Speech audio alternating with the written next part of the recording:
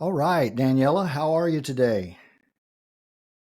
Doing great. I'm ready to go off and be isolated in Portugal with my family. Right, Feeling good about it. it's not a cult thing. It's just a survival thing, right? It's just a vacation. Yeah. Good. Well, Well, I'm I guess the cult of imperialism. I find Portugal to be fascinating because I grew up in Brazil and I expected to see Portuguese influences that I recognized from Brazil, but I was kind of surprised that there were so many Brazilian influences in Portugal, which of course makes sense. You think about these cultures have been going back and forth for centuries. But yeah, fascinating. absolutely. Well, I'm very happy for you and your family that you have the opportunity to get away. But today, we're going to be talking about a specific aspect of cult life and characteristics of cults that you've developed. And today, we arrive at this idea of a specialized language or vernacular. And I'll give you the opportunity to introduce more about what we're talking about today. Yes, so in my 10-part list of cults, which I'm not sure if I've said this in previous podcasts, so I just want to say, it's also a journey. One of the things that we don't understand about cults is it's not just like a full blown cult from the beginning. Doesn't mean it's not a good group. That doesn't mean it is a good group that goes bad accidentally, but it just takes time to get through these steps. So I see steps 1 through 4, which you can go back and listen to all of our other episodes. Please do, because we dive into detail on each of these. So I see step 1 through step 4 with ends with getting you to self-sacrifice all the time. That's kind of the first stage, right? Now you're a member of this group. And then we're going to go through isolation, which we talked about last time. And you have number 7 is this thing we call or is it 6? 6. This thing we call a distinguishable vernacular, right? When your group has its own language. And in case you're wondering, yes, Taylor Swift quotes are their own language. It's called a fanology when fans have their own language that they have created and use as internal references. I find it fascinating. I just found a podcast because I'm doing a bonus chapter on super fans. And I just found a podcast that dissects Taylor Swift lyrics and references. And I mean, it is identical to a podcast on Shakespeare that you would listen to, just getting into the lyrics. Um, Very I find cool. it to be fascinating. And it's this whole world that has been created, right? The people like me who've been listening to this music for 18 years. And I'm not even fluent because I haven't been following her actual life. I've just been listening to her songs. And so there's a whole other level of following her actual life. And you get all of these different kind of innuendos, insider terms. The way I describe it is it's a word or a phrase that means one thing to members of the group and means either nothing or something completely different to people on the outside. Can you give us an example of that from your time in the Children of God, and then maybe some examples from your time in the Army? Yes, so I was looking really hard for my Systemite t-shirt today and I couldn't find it. This is another insider term, but so one of the most important terms I think comes up for when groups start to close off. They will get a name for us and then a name for them. And this is where I think us versus them mentality starts. And this is right at the beginning. And so we were called the family, and you all were systemites. And that was just the word. That was just, there was 10,000 of us in the family spread all around the world, and everybody else that we encountered was a systemite. We had other things, like instead of go out and exercise, or in the US, you call it PE in school, physical education. We called it get out because our prophet got mad at my stepfather actually for his asthma and decided that it was God punishing him for not getting enough exercise because he was too busy, drawing cartoons and comics for the children of Mm. God, which we should circle back around to at the end because imagery and comics are an important part of cult language as well. And so he wrote this letter called Get Out, right? Like, get out and exercise, take care of yourself, your body's a temple, all the stuff. And so we would call it Get Out. Same in the Army, we call it PT, right? So physical training. So we call it PT, and then our PT test is the, oh my goodness, Army Physical Fitness Test, APFT. There you go. It's been some years. And then even our workout clothes are called PTs. And so then any clothes that are not Army clothes are called civvies for Mm. civilians. And I just probably threw like 5 terms out there. Right. And I say like the distinguishing line is because everyone will be like, oh, well, my job has things that, we have specific words for. And I say, if a stranger can drop into an operations brief and understand it, you're okay. If they need a translator, then you are a group that has a distinguishable vernacular.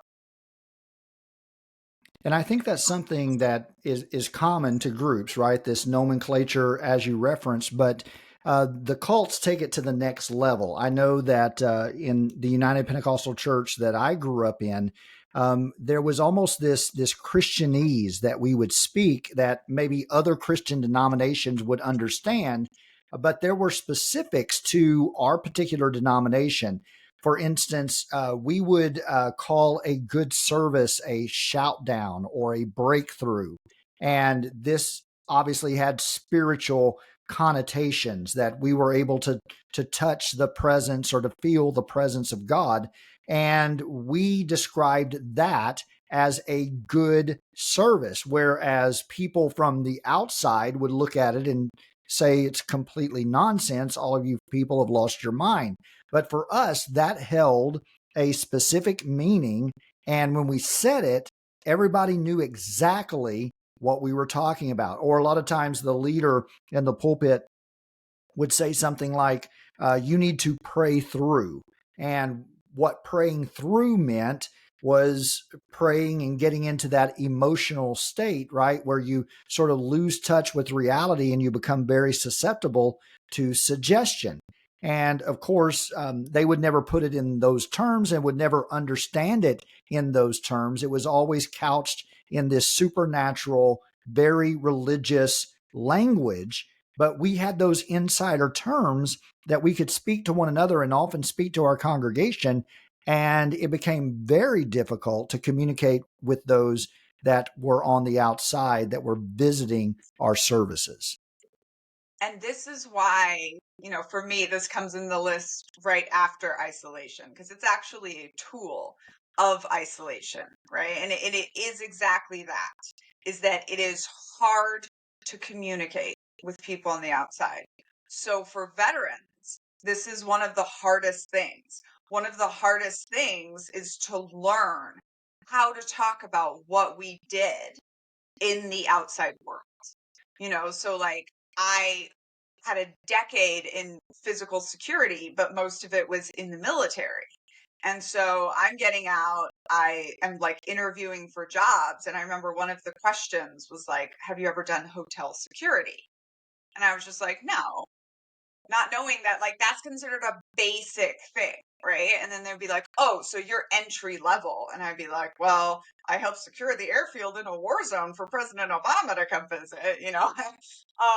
I needed to translate that into what I've done for barracks security. But it's not, and this is funny, this is, deconstruction tip. We always try to explain the insider terms to the outsiders. And I Right. really, really think it's important to understand that we need to get the outsiders to understand our experience, and that actually, so in my book, Uncultured, I really tried to do this where I do use some terms and some Army terms. I use no acronyms. I'm very proud of writing a military book that has almost zero acronyms in it, because that's part of what makes military language so confusing. But the hard thing, and the thing that becomes self-isolating, is that you, because you and everyone you know understand these terms and this loaded language and everything that comes with it, you don't know that the other person is not understanding. Right. So example, in my book, there's this story of when I'm the only woman on the team with the all male combat team, and we get to this village, and I notice the men notice that the sand looks funny, and I notice that there are no children in it, right? So it's this great story about perspective, and I'd been giving it as a speech for like 2 years before I started writing this book, and I would always say, so the platoon leader, so our leader, stops and he yells, "Nobody move," right? The road ahead is canalized. And it wasn't until I'm writing the book and one of the co-writers is like, "What does this word mean?" Right? That I stopped to think about it. And I was like, oh yeah. So canalized is when like something has happened that is forcing you into one path. And pretty much if you're not a map maker or, like somebody in the military or, you know, specialized use of this term, you wouldn't really know. So what I did is I translated what the guy said. And it's actually like a pretty funky non-military way of saying it. Veterans might make fun of me, but the reader understands, right? The civilian, the everybody understands. And so just while we're on this topic, I want to say, like, this is part of what makes deconstruction so heartbreaking for us and so lonely for us. And I think the loneliness of deconstruction, or for us of trying to fit back into the world, whether now this is real cult survivors or veterans, it's what makes us want to take our own lives, because we just feel like we're never going to be understood. And so I really focus on this with people. Like, you need to, number one, you need to stop using the words that the cult used to whitewash it, right? Like, I didn't grow up in Brazil because I was a missionary kid. I grew up in Brazil because a religious sex cult was child trafficking me, labor trafficking, sex trafficking me around the world. So not using those terms and then using the terms that the group has probably taught you is not what those terms are. That's like a really, really hard part. And I think, honestly, when we use the analogy of the veteran getting out of the military, I think the first 2 years are really, really critical. And in those first 2 years, the language is a really, really big part of it. And I think that's an aspect of what you refer to as exit cost that maybe are left unexplored, right? The fact that on the other side of the cult or the high control group, if you're involved in the process of deconstruction, you have a very hard time finding community because there was a shared language. One of the hallmarks of community is a shared language. And that's something that is cultivated, that is something that we are conditioned to learn throughout our time in the cult or in the high control group. And then once you make a choice to leave that, there's no one on the other side that's able to understand you the way that people in your group were able to understand you. And so that leaves you with a large gap in your life. And I think that's a common refrain that we hear from people on the other side of these high control groups, is that they're searching for community and they have a very difficult time finding it. Yeah. And, the language, it's another one of these things that gets confusing because all humans use language, and all humans, Trevor Noah does great bits about this, where like, if you can speak to somebody like they speak, whether that be in their language or with their accent or what have you, they will think you are like them. And it's even a stronger cue than like what people look like or their race or stuff like that. Like, language is one of these primal cues for us. But it's different, right? When you like speak a language in a group that gives you good bonding versus your group having like literally its own vernacular. And, with the children of God, and I would say the Mormons with their missionaries, take this even a step further, right? Which is isolating you geographically and by language. So I taught myself Portuguese when I was 12 years old with help, of course. And as I was doing that, I remember thinking like, oh, I can get away if I want to. And I think in the chapter I'm writing on, no, not on this, on the mission, but the Mormon missionary who gives me her testimony, she says, yes, we had language classes, but we were only taught language to talk about the church. So for her first, 6 months out of 2 years that she's there, she can only talk about very, very specific things. And when I was 14 and my family came to the US for the first time, right? I mean, I knew that there were whole countries where everyone spoke English, but I had never experienced that. I had only really in Brazil run into other people in our cult or some of our like wealthy, well-educated donors who spoke English. And I remember it was so stunning. And you immediately feel like you're a part of it. Right. And that's ironically another thing that was actually really hard for me on the outside was because I come off as so foreign and so strange, but I speak good English and nobody can understand why I'm so weird. Which just leads me to something that I like to tell people that is, if you were raised in any way, like held separate from the rest of the world that other kids were growing up in, you did not grow up in that culture. So that discomfort, that strangeness that you feel, it's always going to be there a little bit. But to me, it's been pretty helpful to think of myself as an immigrant, to read immigrant testimonies. Unlike an immigrant, I don't have anywhere that I'm from or that I can go back to, but at least it's helpful. And like my husband and I acknowledge that we are in a cross-cultural marriage and we have to spend more time communicating, exactly because we don't have that richness of cultural references or loaded language, which you mentioned earlier, which are those terms that groups use that have all of this historical meaning to. You referenced this a moment ago, and I want to come back to this idea of how language is used to whitewash what is really happening in the cult or in the high control group. For example, a lot of the cult leaders or the leadership will strategically use language as a way of disguising the implications of what is really happening. So I think about what you shared with us through your book and just what you've shared on this podcast about what occurred in the children of God, how often the abuse, the very real abuse of children and women and the violation of their bodies was couched in this language of serving God and offering yourself up to the will of God. So in that particular atmosphere, you were unable to exercise choice or to say no because you were conditioned, along with everyone else, to believe that this was normalized behavior.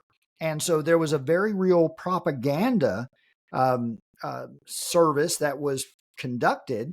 And you talk about how your father was involved in that, in crafting the cartoons, in convincing the general population in the children of God that this is normalized behavior. But all of that propaganda, all of that insider language was used by the leadership to disguise the very real trauma and abuse that was happening.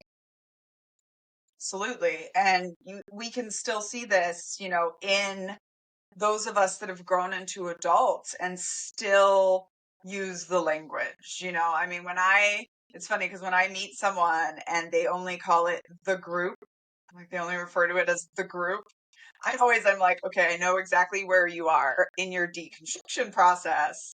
And if I know them well enough, I'll tell them like, hey, your homework is to start calling it the cult, right? Because like using those terms is part of fighting back, right? So like in my story, right, I am being very heinously abused by a man named Jeremy Spencer, Fleetwood Mac. And because my mom was also born and raised in the cult and was only 15 years older than me, she had suffered abuse from him when she was a child. But then the rules changed, right? Like actually because a 14-year-old got pregnant, the rules changed. They were officially changed. And so it's not till 35 years later, 30 years later, when I'm telling my story, that my mom really finds out about some of this stuff that was happening to me. And she was like, but how? The rules changed. And my answer was, yeah, but nobody told the children. Right? So there's another scene, all of this horrible abuse is happening when I'm 5 and 6. There's another scene when I'm 8, when our prophet dies and the new lady takes over and she rolls out her like charter of responsibilities. And we all have to sit and we all have to read like what the new rules of the group are going to be under this new commander. Same thing happens in the army every time people switch out. And that was the first time. I'm 8 years old, and that was the first time I ever heard anyone say adults should not be having sex with children, right? And I always think it really shows you that like it's wrong, it's wrong, it's wrong. Because even though we were completely isolated from the world and we were only given the language of this is a good thing, this is God's love, or sometimes this is God's punishment. To me, it was always just like a bad thing that wasn't supposed to be happening. And as soon as I had the language for that, things like changed for me. Yeah, and that's an unfortunate and just tragic example of what goes on in these particular groups and how language is leveraged in very real ways to abuse and harm and traumatize people.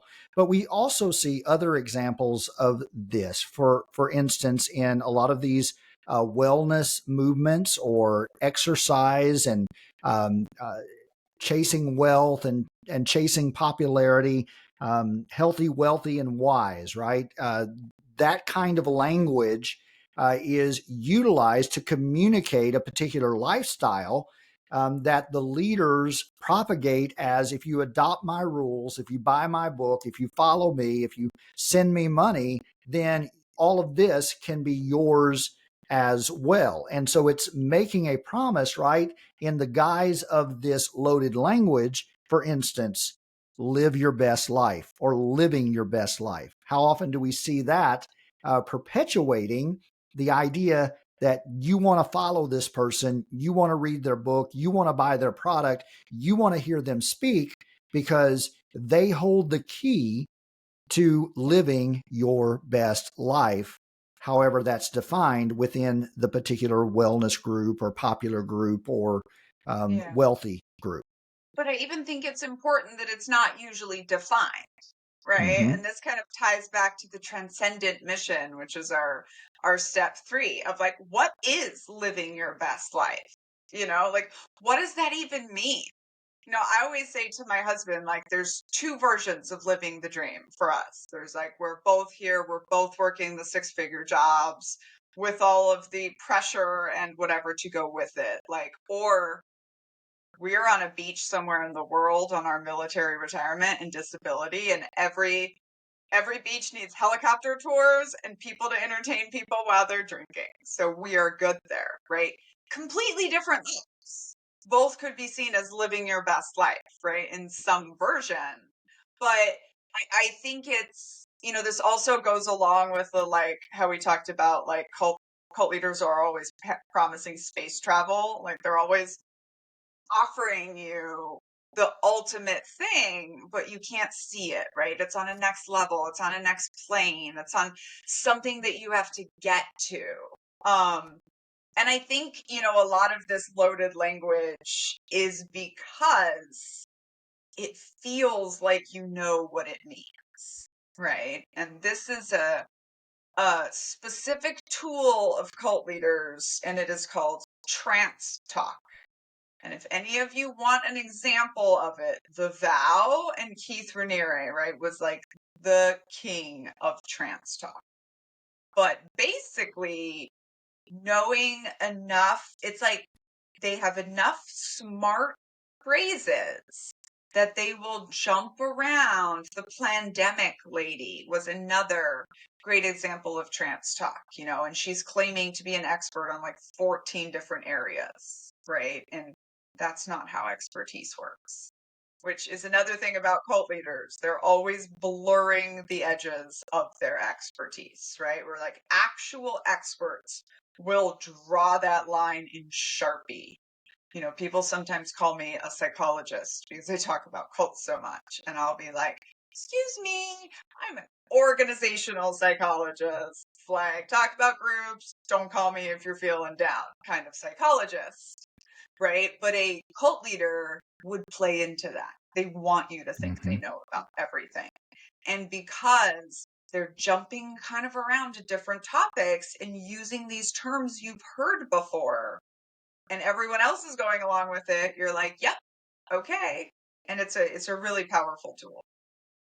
And this idea of blurring those edges, that's why often in these cult groups, high control groups, the leader positions themselves with a title, doctor, prophet. Sometimes they combine the two, doctor, prophet, pastor, high potentate, whatever the particular demarcation might be for their title. And what that does is through the title attempts to communicate a certain gravitas, a certain expertise when they may or may not have it, and most likely they do not have it. And so this is something that we teach students, right? When we're teaching critical thinking skills, or we're attempting to help students understand how to evaluate information. When someone claims to be a doctor, then your follow-up question should be, what is your field? What did you study? And if they're attempting to offer advice or to offer direction or to speak as any kind of authority outside of that field, then that should be a red flag to you immediately. And this idea of it being undefined, I know that in the United Pentecostal Church, that goalpost was always moving, right? So we would have a quote unquote breakthrough, but no one would define what we were breaking through to. There was always the loaded language of we're going to have a revival, but no one defined what revival is. A lot of times preachers would proclaim we're going to the next level. Well, what is the next level? And these types of phrases, living your best life, going to the next level, you're exactly right. When you begin to ask, what does this mean? Then the cliche and the phrase, it loses its power. And so if you really want to think about these things and determine whether or not what you're listening, what you're consuming, what you're absorbing has any merit, begin to unpack it, begin to dissect it, and think about it. Don't just feel it, but think about it. I look back on the recent RNC and everything that was happening. There was so much loaded language, right, in political terms, us versus them. In fact, one speaker was like, they are doing this to Trump. They are doing this to us. And so it was us versus them. But whatever making America great again is not defined. It's not clear. And there were so many people that were speaking that were unqualified to speak into that particular arena. My goodness, Hulk Hogan, of all people. What qualifies him from a political perspective to offer expert advice as to how we should vote? Nothing will surprise me anymore. But Yeah, there's this thing also that I call front of the room advantage, and cult leaders use this a lot, right? Like, what does Hulk Hogan have to offer to the RNC? The answer is absolutely fucking nothing. But because he's already famous, because he's already been on screen, and he's up there in front of the microphone, right? And that's kind of the thing. Right. So, like, all of you are wonderful listeners. Thank you so much for being here. And if you're watching this on YouTube, please like and subscribe. You and I are the hosts of this podcast. So when people are listening to this and they're hearing our bios, which we wrote ourselves, they're not thinking like, oh, these are just two yahoos that started a podcast one day. They're like, oh, this is really impressive, you know? And I used to teach this to veterans. Like, once you understand that human beings give front of the room advantage, you can then maneuver to get yourself in front of the microphone. And there are studies that show that people who do public speaking across industry make more money than people who don't. And that, by the way, is how I got started on all of this that I do now. I Right. heard that and I was like, okay, what am I an expert in? I was like, I know a lot about growing up in cults and I know a lot about being a woman in the military. And 7 years later, here we are. But something you said about cliches, I really want to go back to that, because that's what cliches do, right? Even in normal society, is cliches are something you don't think about, right? So when someone says, oh, boys will be boys, we don't think about that. In my book, Uncultured, when I am pulled aside and told to watch my back against the creepy colonel, like nobody stops, or when I'm told to watch my back against all the infantry guys, right? Like, this is something I always walk out for people, because it's so easy for a senior commander to come up and be like, hey, Daniela, watch your back out there. And 3 of them did. And nobody stops and thinks, like, why are we afraid that 25 American soldiers are going to simultaneously lose their minds and rape an officer out on the objective? So when you spell it out, and this is why so many artists use cliches in their work, because they're trying to get you to think about it again, think about it a different way. But cults use cliches in a very, very specific weaponized way called the thought-stopping cliche, which is exactly what it sounds like, something that is parroted all the time. It is loaded language already, and it is used to shut down critical complaint.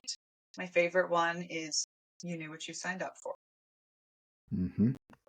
And there's this idea as well, and you touch on this a bit when you're talking about the cliches. And I remember teaching persuasion classes, and we would always go back to things that were originally taught by Aristotle and Plato, and these ideas that to be persuasive, you have to have part of your argument that is familiar to people, but also it has to be novel. It has to be new in some aspects. So it can't be too new and too outlandish, or people won't buy into it.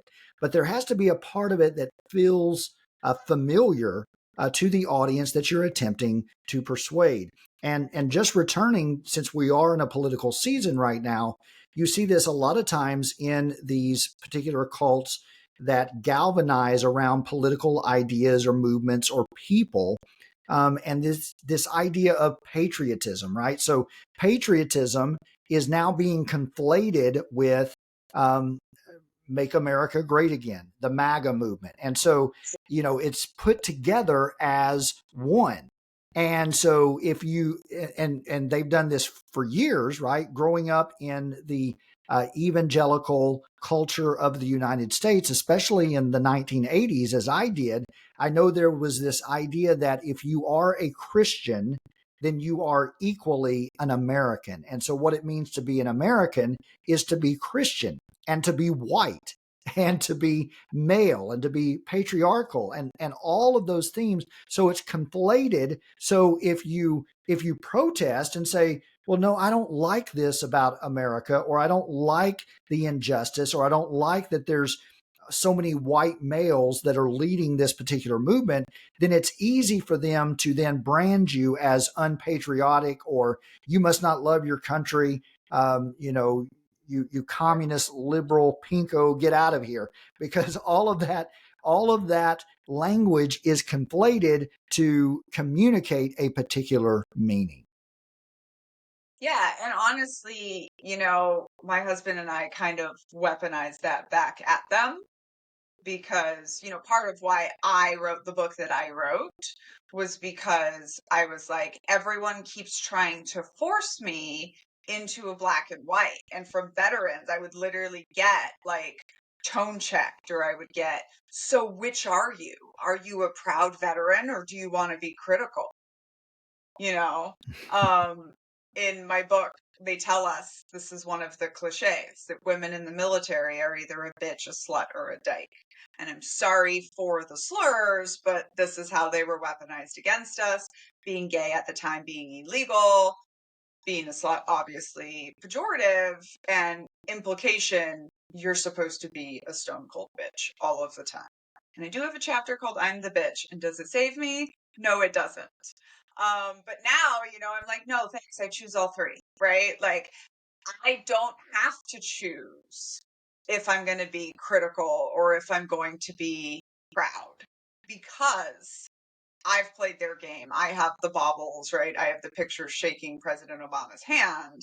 And so I can be critical. Yeah, those experiences earns you the credibility to speak back to that. And you're exactly right. What this conflation does, it attempts to reinforce the binary. And so if we go back to the language that we heard at the RNC, you're either with us or you're with them. They are trying to do this, but we are trying to accomplish this. And that binary is really it is the weapon, and it is the language of the cult and the cult leader, because it keeps people nicely corralled into these particular thought patterns. And if you get stuck in binary thinking, it's very difficult to think otherwise. And you feel that urgency as well. And you feel that pressure that, oh, I've got to make a decision here. I've got to choose. I cannot be seen as ambiguous or wishy-washy, especially on the way that they couch these terms. If you deny this particular truth as we have defined it, then you're no longer accepted as an American. And we even see this term being floated around so often, right? That's un-American. If you disagree with the particular power structure that is in play.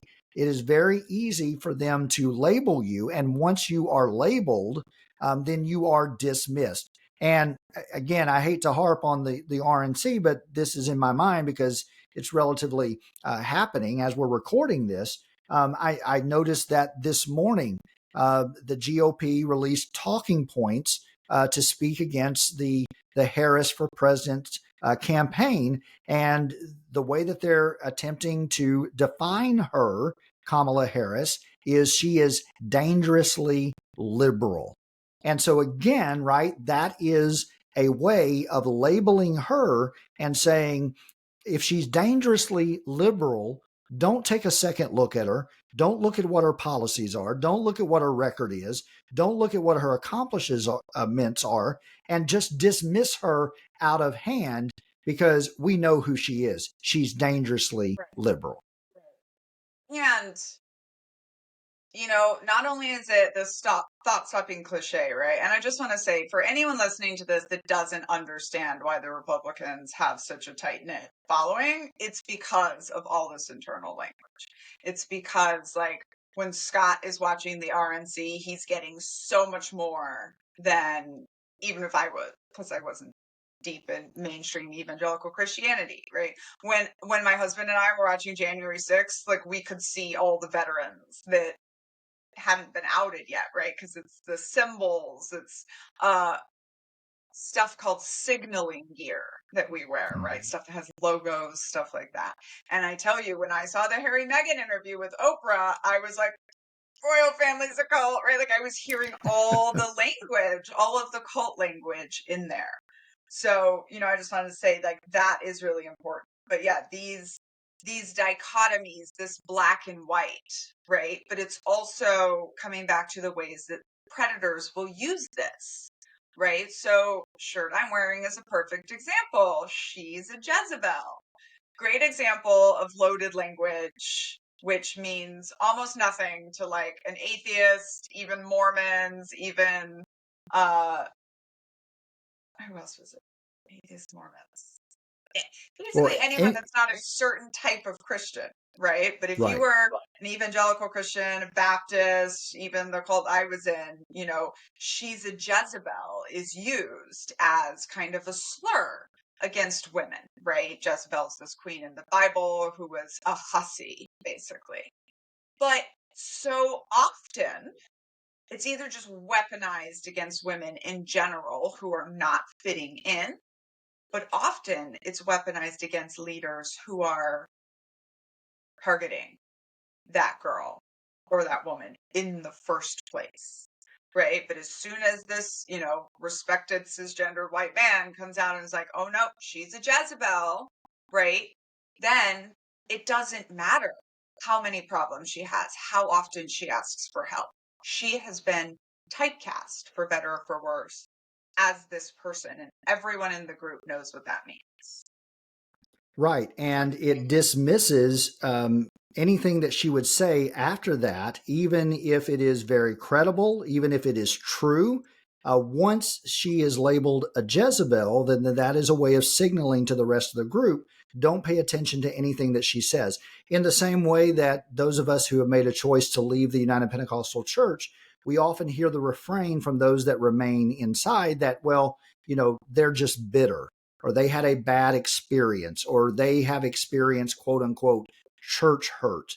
Or when someone's exiting a particular organization or corporation, a lot of times they're dismissed as a disgruntled employee.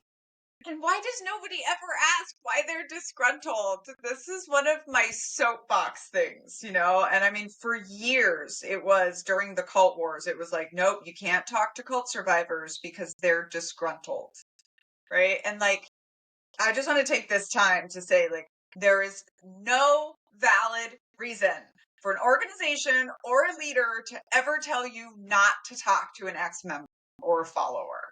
Right. And I actually put this example in my book because I was so impressed that when, the leader that I deployed with on my second deployment, who I liked, Scott Halter, he asked us, they would do these things. Oh, here's a loaded term.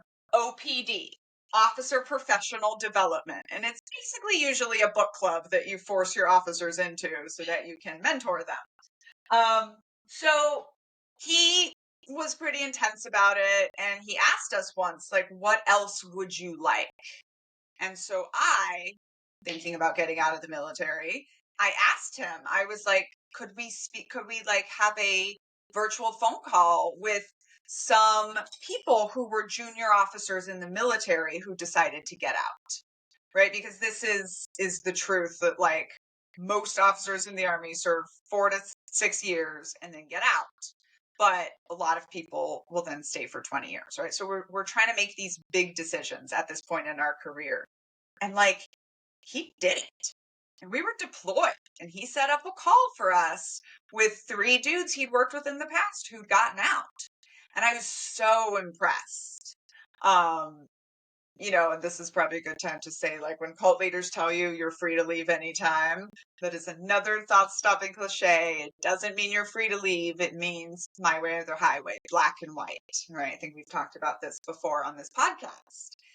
And just, like, letting people hear, like, another opinion, right? And that was one of the things that impressed me so much about him subconsciously, because I wasn't like necessarily thinking about all this stuff too much, but I was just like, no other senior officer in the military that I know would, not only would they not do it, but they would be scandalized by it, and it would like affect the way they thought about me, just because I wanted to, know what was on the outside. There was this term that you used in the material that you provided for me today. I'm not sure that it originated with you. Maybe it didn't. And the term is conspirituality. Am I saying that correct? Yes. It's Okay. not from me though, but yeah, Okay. there's a Can good can you book and a good explain that term? podcast. It was a new term to me, and I think it would be helpful for our listeners and viewers to understand what that means and how Yeah, it's so used in these groups.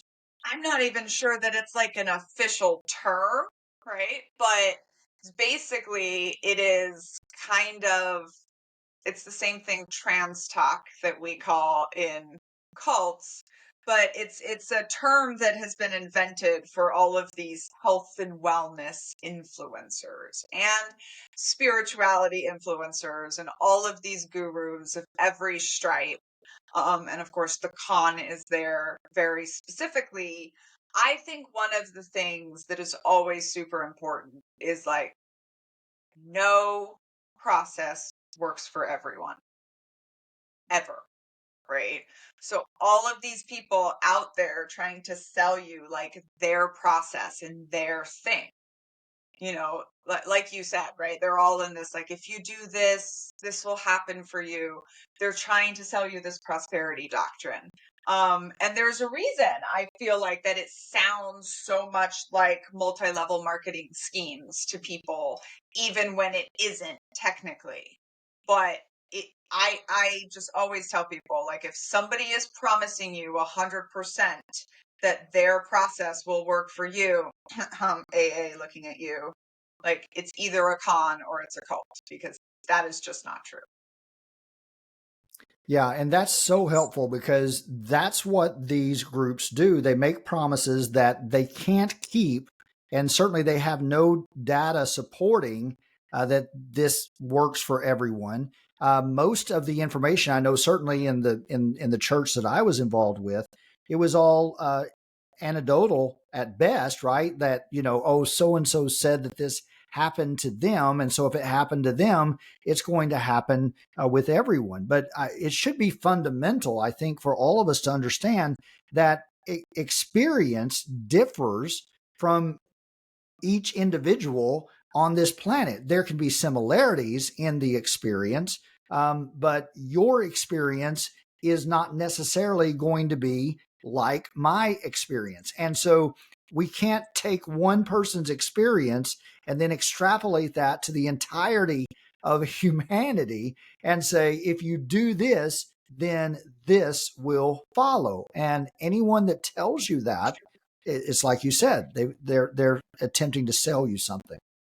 And by the way, I think this is what we see with the Republicans versus the Democrats, right? The Republicans have only ever really tried to appeal to one audience, and that is straight, cisgendered, white Christian men, right? And because they're only trying to appeal to this one audience, they only have to speak to this one audience.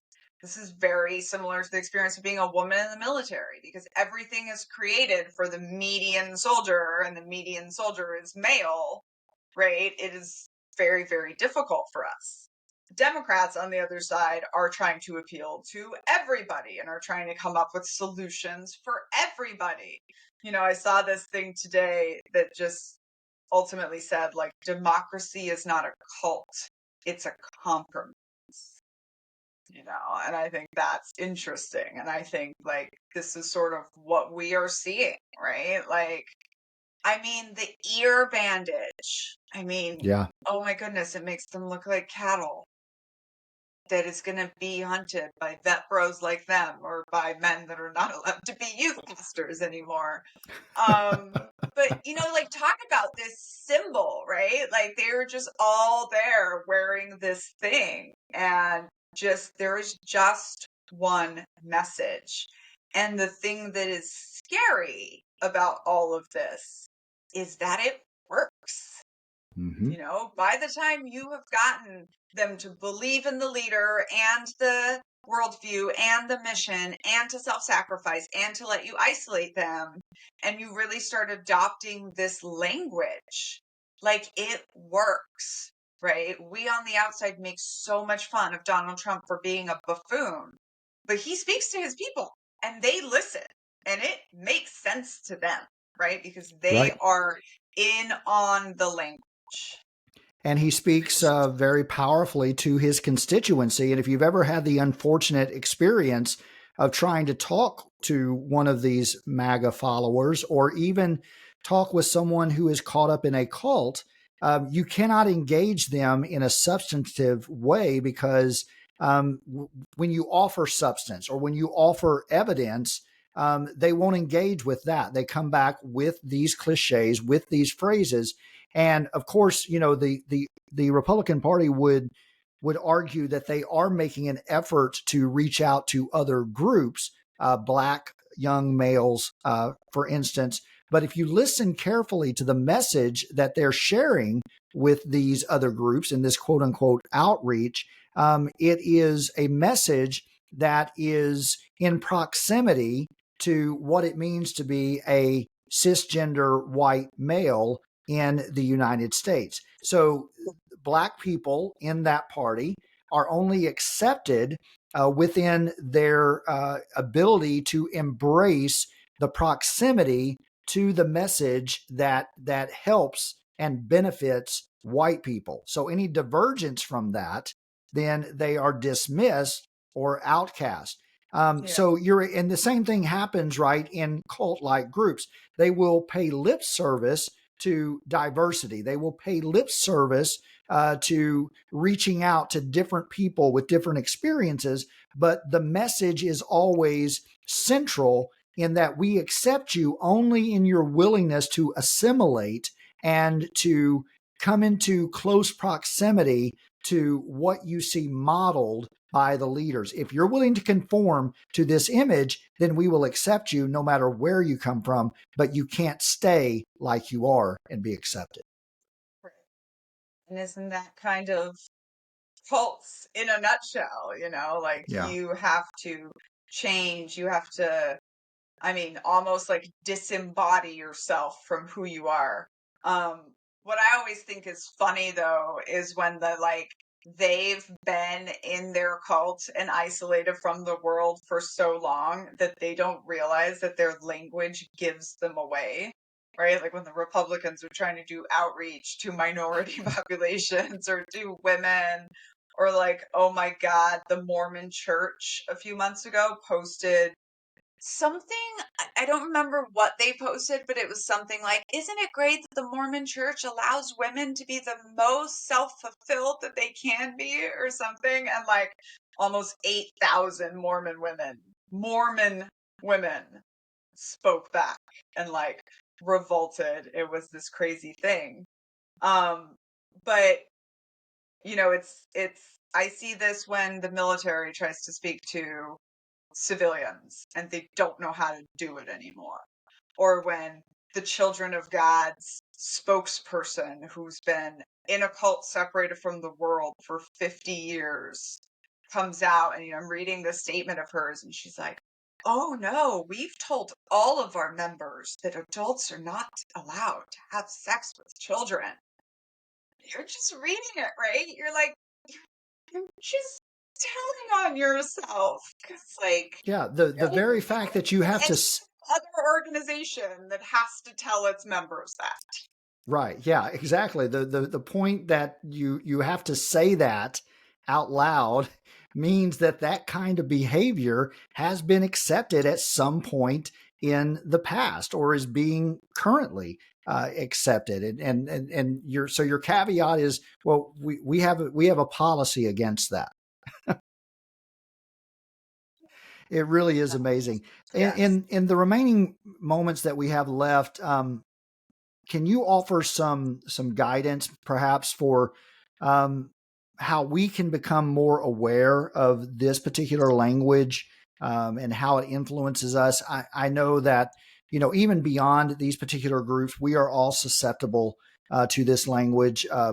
Advertising, capitalism, it's all having an influence on us daily. I always try to teach my students when I've taught those critical thinking classes about being wary of advertisements that are directed towards them. For instance, you'll see Peyton Manning, a Super Bowl winning quarterback, and he's on a commercial talking about what kind of insurance you should buy.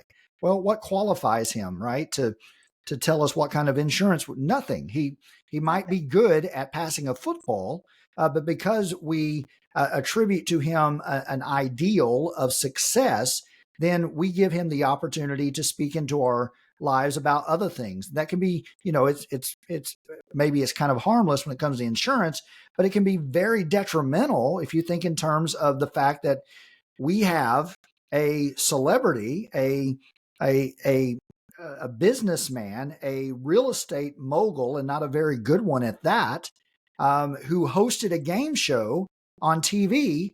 And we're now saying, well, hey, he's qualified to be president of the United States, and nobody misses a beat. Hulk Hogan, um, someone who doesn't even use his real name, right? And is part of an entertainment industry that's not even built on something that is real. And he comes up and he introduces this particular candidate to be the president of the United States. It boggles the mind. And so I think one of the first steps we can all do is to think a little bit more critically about the messages and the language that is being directed towards us. Yes, and they do this with veterans too, right? Gallup poll always shows that Americans trust not necessarily military institutions, but military veterans at a very, very high level. And like, when I tell you so many military veterans are trash people, like, we don't need to be out here just like trusting you just because you're a veteran, right? It's the same thing. So I think what you said, right? Like, look out for these tropes, right? Like, ask yourself why you are believing this person, right? Like, why they're in the front of the room. Do they deserve to be in the front of the room? Right? That's a very good question. Like, once you understand front of the room advantage, you can be more conscious about that. One of my big things is read read I'm like, read a lot of books or get a lot of ideas into your head if you're not a reader, but have it come from a ton of different sources and have it not always be planned. Like, sometimes just pick up a book from your little library and read it, or go to the regular library and read it, because controlling information is a part of getting you to just speak that language. I heard one very good thing about uh, knowing whether you're like super, super siloed, because, both sides are obviously like very opposed right now.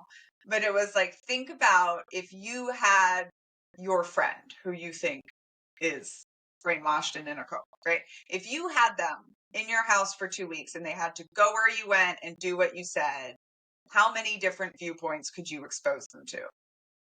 And then if you flipped that, like, how many different viewpoints could they expose you to?